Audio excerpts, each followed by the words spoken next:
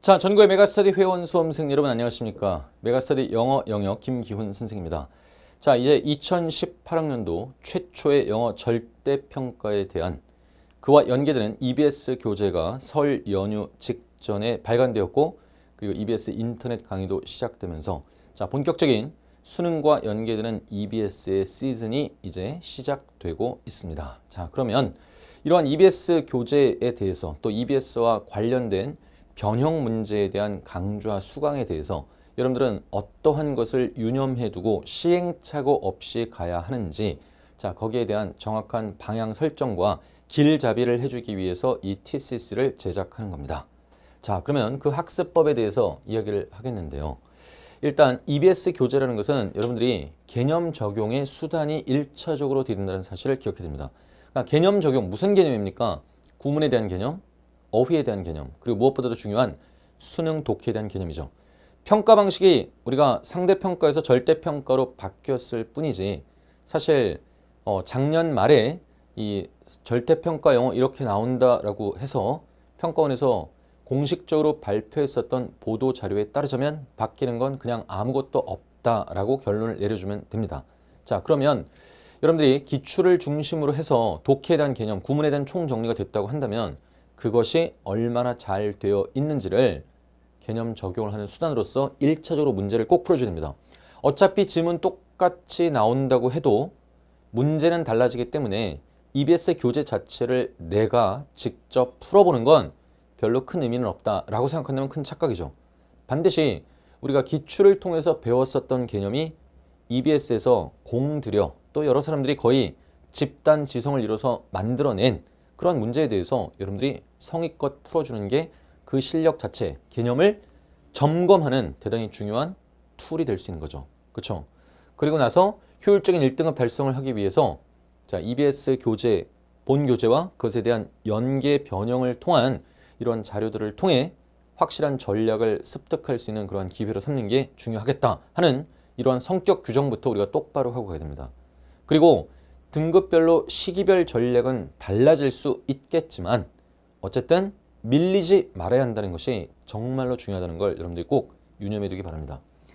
자, 일단 EBS에 대해서 쭉 분석을 처음부터 끝까지 해본 결과 문제의 난이도를 보자면 수능 특강 금년 교재보단 영어 독해 연습이 해마다 그래왔던 것이긴 하지만 좀 더 난이도가 있고 2016학년도 수능과 영어 독해 연습의 난이도가 비슷하거나 아니면 2016학년도가 조금 더 난이도가 있었고, 자, 잘 알다시피 2017학년도 수능은 2016학년도보다 1등급 컷은 원점수 기준으로 94점으로 같아 보이는 착시 현상이 나타나지만 분명히 체감 난도는 높았습니다.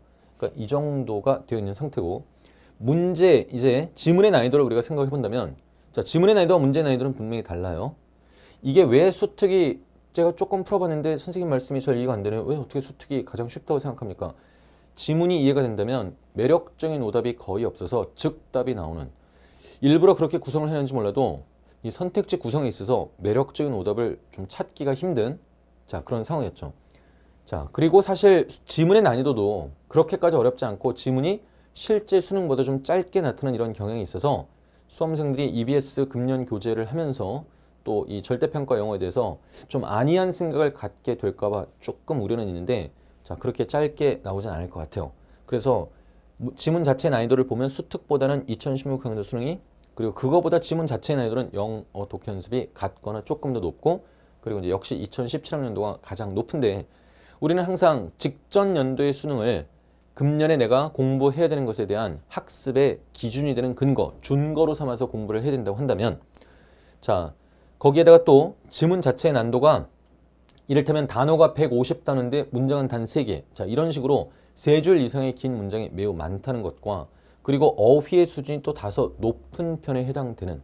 그래서 지금 결론을 내리자고 한다면 직접 연계되는 지문 한 8개 정도로 지금 정해져 있는 것 같은데, 거기에 대한 실제 수능에서의 체감 난도가 예년에 비해서 높아질 수 있다는 걸 꼭 염두에 두고 공부를 어떻게 제대로 해주는 것이 매우 중요하다는 게, 자, 긴급하게 분석을 해보고 여러분들한테 전달해 줄 수 있는 결론이 됩니다. 이해됐죠? 어쨌든 문제의 난도는 쉬운 편이에요. 그런데 지문의 난도도 언뜻 보면 쉬운 편이지만 이러한 두 가지 긴 호흡의 문장과 그리고 어휘의 수준이 예년에 비해서 특히 작년에 비해서는 조금 더 높아지는 상황이다. 왜냐하면 EBS 이 교재도 사실 전년도 수능을 근거로 해서 만들어지는 경향이 있기 때문에 사실 2016학년도에는 자 사실 정상적인 난도로 돌아갔음에도 불구하고 그거보다 이제 시작 단계니까 조금 쉽게 나갔었는데 사실 1년 내내 치러졌었던 이 6월, 9월 모의고사도 실제 수능까지 우리가 감안해 봤을 때는 EBS 수특 영어 독해 연습 수능 완성보다 실제 수능이 난도가 더 높았었던 자, 이런 상황이 벌어져서 금년도 역시 실제 EBS를 통해서 우리가 연습을 했었던 난이도보다 실제 수능의 난도가 더 높아질 수도 있는 그런 상황이 올 수 있다는 걸 꼭 염두에 둬야 됩니다. 무슨 말인지 이해되죠? 자, 그래서 EBS의 시작 시기는 이러합니다. 직전 수능, N수생의 경우 작년도 수능을 얘기하겠죠?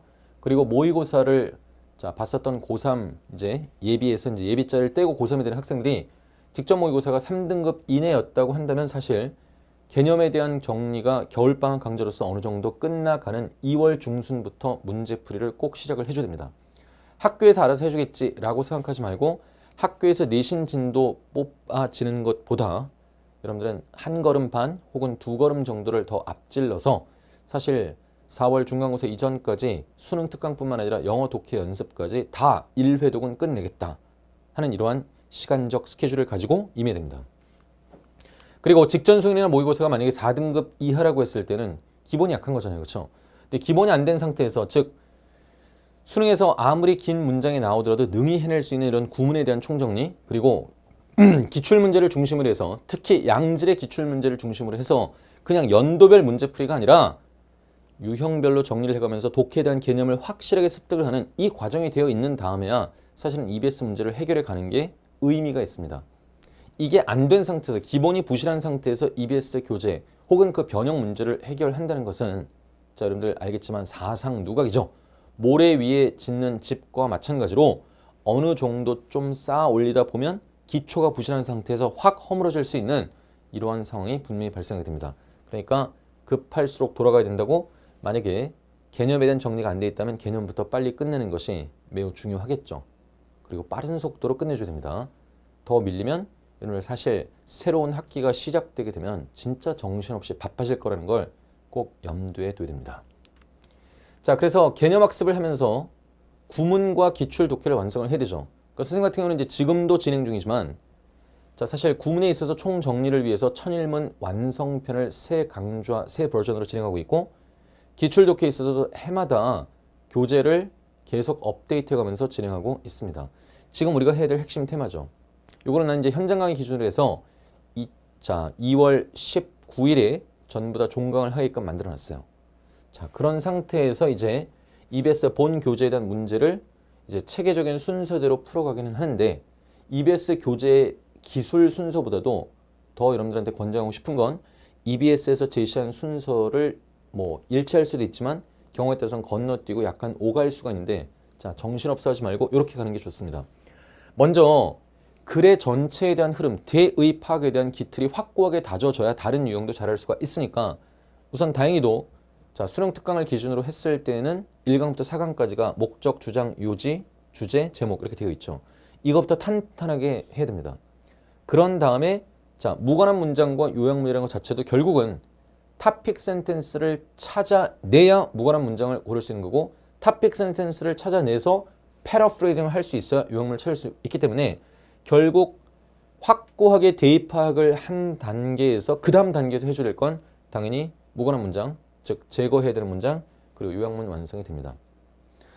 요걸 한 다음에는 이제 그 다음에 넘어가야 될 것이 어법과 어휘와 지칭 추론에 대한 걸 통해 한번 숨을 돌리고 그런 다음에 이제 연결사와 순서와 삽입으로 자, 왜 그런지 알겠죠? 연결사에 대해서 철저하게 학습하고 문제 연습을 한 다음에야 정확하게 여러분들은 순서와 삽입 문제를 해결할 수 있는 기반이 확고하게 다져지게 되는 거 아니겠습니까?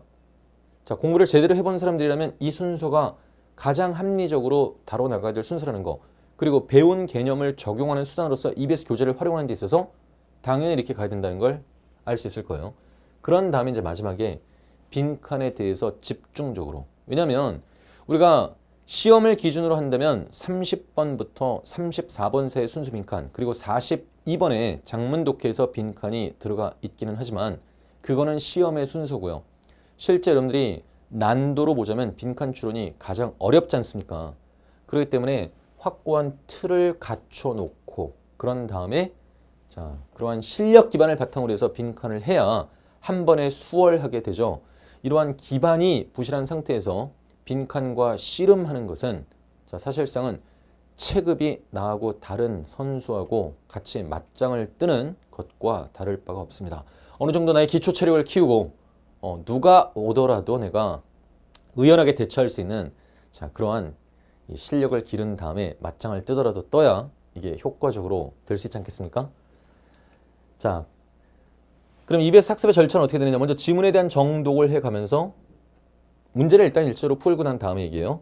단락 구조를 파악하고 그 구조 파악이라는 것은 이 지문이 지금 열거의 전개 방식인가 아니면 시퀀스, 시간순, 절차순이라든가 아니면 실험이나 조사나 연구의 이런 정형화된 틀을 가지고 가고 있느냐 비교와 대조냐, 인과관계냐, Q&A냐, 프로블럼 솔루션이냐 아니면 잘못된 통념을 자 바로잡고 거기에 대해서 사실을 제시하는 그런 지문 구조냐에 따라서 그런 단락 구조 파악이 되어야 지문에 대해서 내용 암기를 무식하게 하지 않더라도 한 번에 임팩트 있게 여러분들은 학습한 지문에 대한 이 기억, 메모리 트리거 지문을 딱 봤을 때 아 이건 내가 본 지문이 학습한 지문이라는 것이 쫙 정리가 돼서 여러분들이 연계된 문제를 해결하는데 해결에 도움이 될 수 있는 거예요. 그리고 이제 어휘와 구문에 대한 정리를 철저하게 해야 될 것이고 그러니까 EBS 교재의 책 속의 책에 해설지에 정리되어 있는 어휘나 구문 이외에도 사실 여러분들이 정리해야 될 게 더 있죠.